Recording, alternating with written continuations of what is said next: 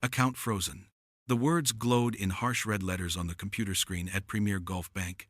As Sheikh Omar al-Hashimi stood at the counter, his expensive white kandura and traditional gutra perfectly arranged, his face transforming from confident expectation to shock and then mounting humiliation as he stared at the declined transaction message.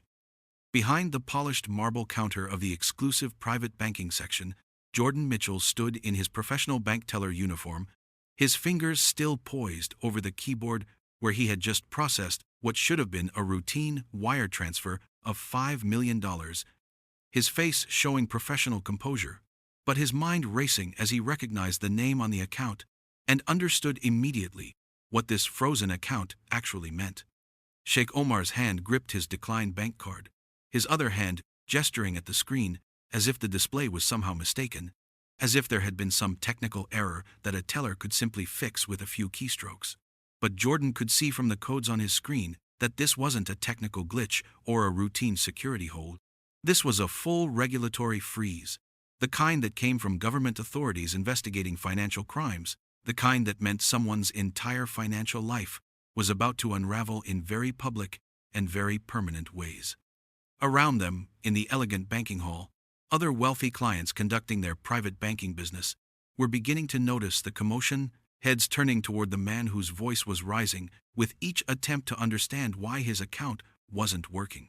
Jordan's hand hovered over his phone, over the keyboard, caught in a moment of decision about what he was about to do next, something that would either save Sheikh Omar's reputation and possibly his freedom, or expose secrets that Sheikh Omar had assumed were protected by banking confidentiality, and the assumption that tellers were too junior and too unimportant to understand what they were actually seeing on their screens. What happened in the next 72 hours would destroy Sheikh Omar's business empire, expose a money laundering scheme that had operated for years, and reveal that the bank teller he had dismissed as merely a service worker who should just process transactions without asking questions was actually someone with the expertise to recognize financial crimes when he saw them and the connections to ensure that what he recognized didn't stay hidden behind banking privacy.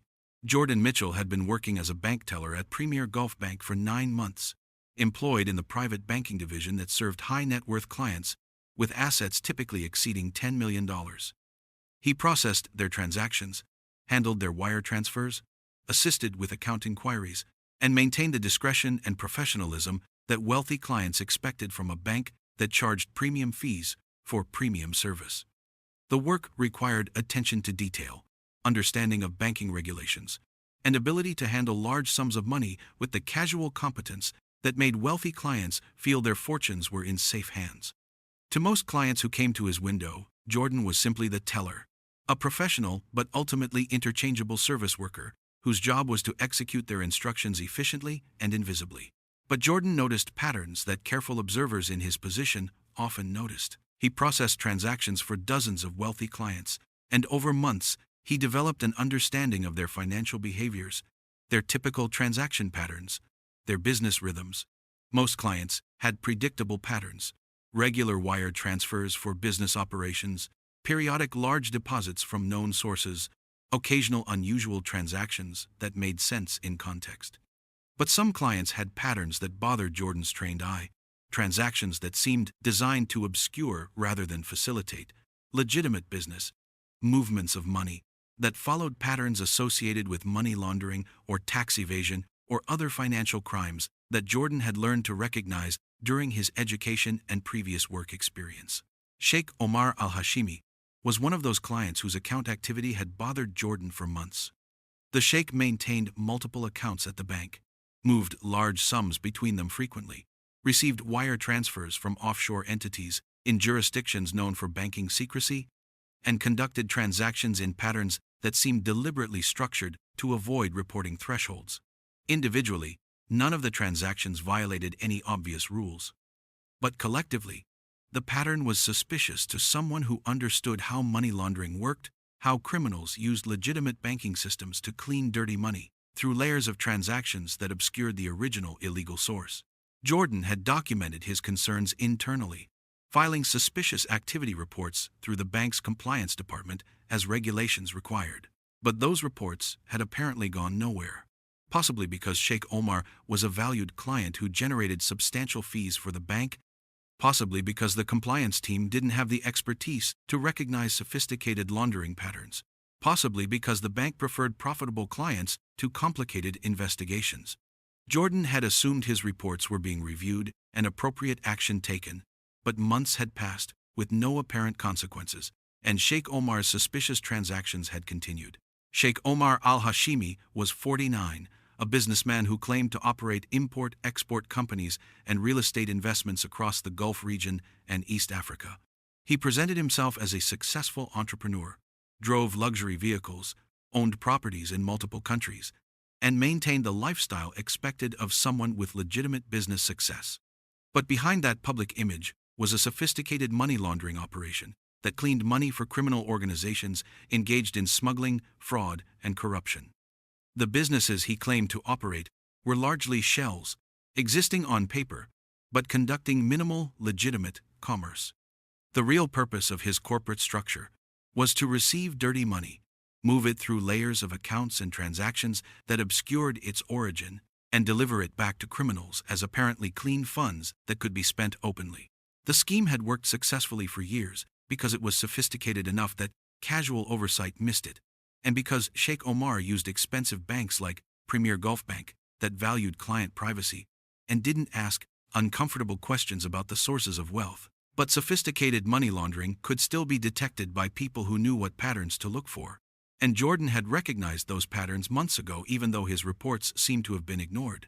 The confrontation at the counter happened on a Tuesday morning when Sheikh Omar arrived to wire $5 million to an account in Singapore, a transaction that was part of his regular laundering pattern.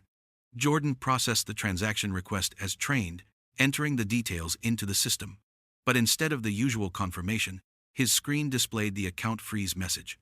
He stared at it for a moment, understanding immediately that something significant had happened, that some authority had finally taken action on suspicious activity that Jordan had been reporting for months. Sheikh Omar saw Jordan's expression change and demanded to know what was wrong. Jordan turned the screen slightly so Sheikh Omar could see the frozen account status, watching the Sheikh's face transform from confidence to confusion to growing panic. "There must be some mistake," Sheikh Omar said, his voice tight. "Fix this immediately. Run the transaction again." But Jordan knew from the codes on his screen that this wasn't something a teller could fix, that this was a government freeze that meant investigations were happening, that Sheikh Omar's financial crimes were catching up to him. He explained politely that the account appeared to have a regulatory hold that required contact with the bank's legal department. Sheikh Omar's voice rose. "This is ridiculous. I'm a valued client. You need to process my transaction now." Other clients in the private banking area were beginning to notice the disturbance. Jordan maintained his professional composure while his mind raced through rapid calculations. The account was frozen, which meant authorities were investigating. But Sheikh Omar didn't seem to know that yet, didn't understand that this wasn't a technical problem, but rather the beginning of legal action. And Jordan realized in that moment that he had information that could matter significantly to whatever investigation was unfolding. He had months of observations about Sheikh Omar's transaction patterns, had filed reports documenting suspicious activity that apparently had provided evidence for this freeze. He knew details about Sheikh Omar's financial behavior that investigators would want, and he had a decision to make about what to do with that knowledge. What Sheikh Omar didn't know, what he had never bothered to learn despite 9 months of having Jordan process his transactions, was that Jordan Mitchell wasn't a career bank teller who had stumbled into the position. He was a former financial crimes investigator who had worked for 3 years at the Financial Crimes Enforcement Network in the United States before moving to the Gulf region for personal reasons and taking what he thought would be temporary work at Premier Gulf Bank while he figured out his next career move. He had a degree in accounting and a certification in anti-money laundering compliance. He had investigated financial crimes professionally and had been trained to recognize exactly the patterns that Sheikh Omar's accounts displayed. He had taken the bank teller position because it paid adequately and required less commitment than returning to investigation work. But he had never stopped seeing transactions through an investigator's analytical lens. And in that moment at the counter, watching Sheikh Omar panic about his frozen account, Jordan made a choice that would cascade into consequences neither of them could have anticipated. He excused himself professionally, telling Sheikh Omar he needed to consult with management about the account status. He walked to the back office, but instead of going to his supervisor, he went to his locker, retrieved his personal phone, and made 3 calls that would change everything. First, he called a former colleague at FinCEN who he knew had contacts with Gulf region financial intelligence units. He explained that he was witnessing the beginning of what appeared to be a money laundering investigation, that he had filed suspicious activity reports on the client for months, and that he had detailed knowledge of transaction patterns that investigators would want. His colleague connected him immediately with investigators from the UAE's Financial Crimes Unit. Second, he called the bank's internal compliance director, someone he had met during his onboarding, who had seemed frustrated by the bank's reluctance to pursue suspicious activity aggressively.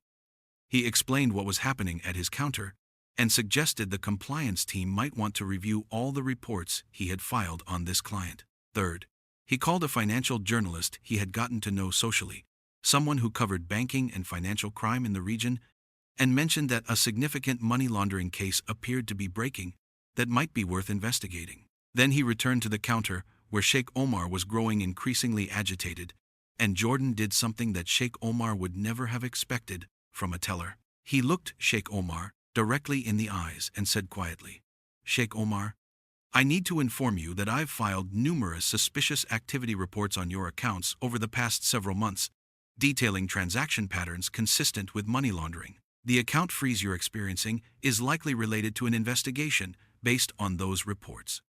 I recommend you contact an attorney immediately and cease all attempts to move money until you understand the full scope of the legal situation you're facing." Sheikh Omar's face went pale, then flushed red with rage. "How dare you?" he sputtered. "You're just a teller. You have no authority to make such accusations. I'll have you fired. I'll sue you." But Jordan remained calm. "I'm required by law to report suspicious activity," he said evenly. "I've fulfilled that legal obligation. And I should mention that I've just provided additional information to the investigators, who I believe froze your account. They'll likely want to speak with you soon." The next 72 hours were chaotic. Within 6 hours, Sheikh Omar had been contacted by investigators from the Financial Crimes Unit requesting an interview. Within 12 hours, his other accounts at different banks had also been frozen as the investigation expanded. Within 24 hours, his offices were being searched and his business records seized. Within 48 hours, he had been arrested and charged with money laundering exceeding $300 million over 5 years. Within 72 hours, the story had broken in regional media, with the financial journalist Jordan had contacted, running a detailed piece about how a bank teller's persistent reporting had helped uncover a major laundering operation. The investigation revealed that Sheikh Omar had been laundering money for multiple criminal organizations, using his network of shell companies and international accounts to clean hundreds of millions in proceeds from smuggling operations, corruption schemes, and fraud. The money had moved through dozens of banks and hundreds of accounts. But the breakthrough in the investigation had come from the detailed suspicious activity reports that Jordan had filed over months, reports that had eventually reached investigators, even though the bank's internal compliance team had largely ignored them. For Jordan, the consequences were unexpected. The bank initially wanted to discipline him for discussing client information with outside parties, but quickly reversed course when it became clear that he had acted properly in reporting suspicious activity and cooperating with investigators, and that disciplining a whistleblower would create massive liability and reputational damage. Instead, the bank found itself under investigation for its own failures to act on the reports Jordan had filed, for prioritizing fee revenue over regulatory compliance, for maintaining a culture where profitable clients weren't scrutinized appropriately. But Jordan didn't stay at the bank to see how that played out. Within a week of Sheikh Omar's arrest, Jordan had received multiple job offers from financial intelligence units, compliance firms, and regulatory agencies that had learned about his role in breaking the case. He accepted a position with a specialized financial crimes consulting firm that investigated complex money laundering schemes for governments and major banks, work that finally aligned with both his skills and his values. His starting salary was 5 times what he had earned as a bank teller, He became something of a legend in financial crimes investigation circles, the teller who had recognized sophisticated money laundering that everyone else had missed or ignored, who had persisted in filing reports even when they seemed to go nowhere, who had made the critical connections between his observations and investigators at exactly the right moment. He was invited to train bank employees on recognizing suspicious patterns, to speak at anti-money laundering conferences about the importance of taking frontline employees seriously when they reported concerns, to consult on cases where his pattern recognition skills could help identify criminal financial networks. Sheikh Omar's trial was extensive and resulted in a conviction that sent him to prison for 15 years and required forfeiture of assets exceeding $200 million.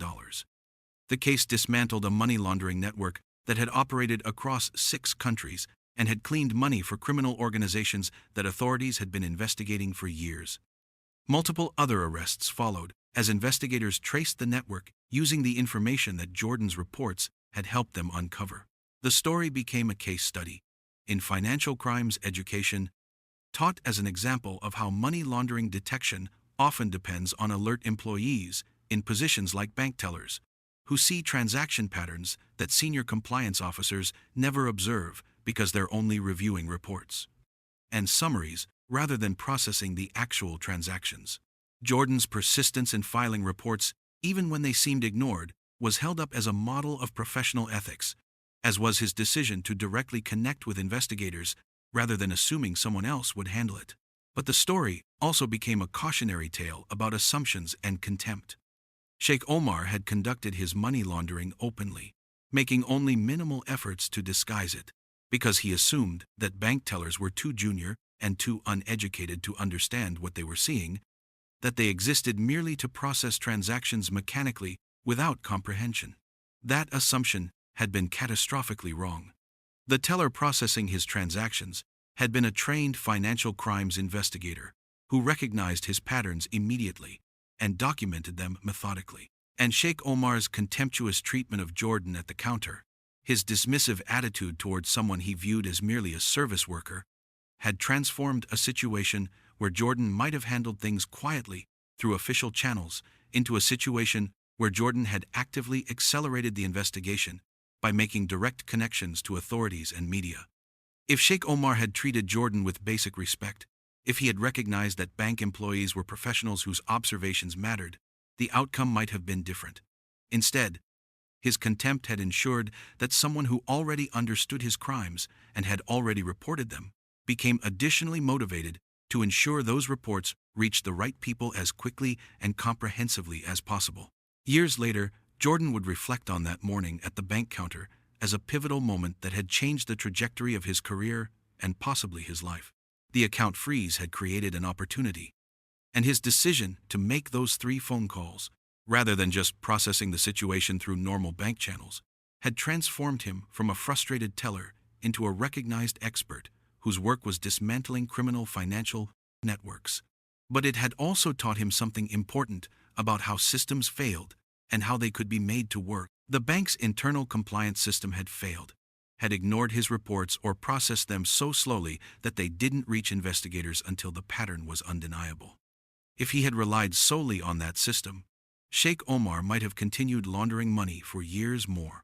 But by understanding that he could go around the system, that he could directly connect his observations with people who had the authority to act on them, he had made the system work despite its failures. It was a lesson about the importance of individual initiative and about not accepting institutional failure as final. And it reinforced something he had believed throughout his career, that financial crimes were ultimately detected by people who paid attention and understood what they were seeing, not by sophisticated software or complicated regulations. The algorithms and compliance programs were useful tools, but they couldn't replace a trained human observer who recognized patterns and understood context.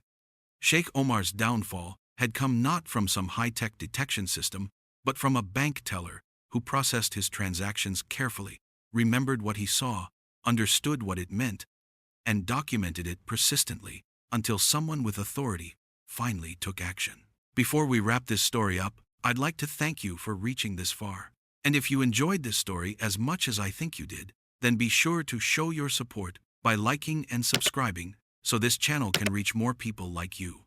Now, back to the story. The case also changed how Premier Gulf Bank operated. The regulatory investigations that followed exposed systematic compliance failures, and the bank was forced to pay substantial fines and implement comprehensive reforms.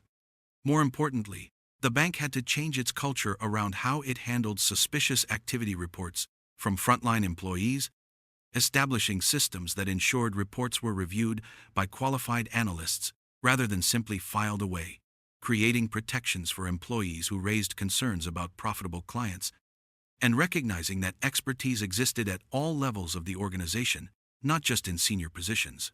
And Jordan made sure that story was told clearly whenever he spoke about the case, that Sheikh Omar's assumption that a bank teller would be too unimportant to matter had been his fatal mistake. It wasn't just that Jordan had recognized the money laundering, though that was important.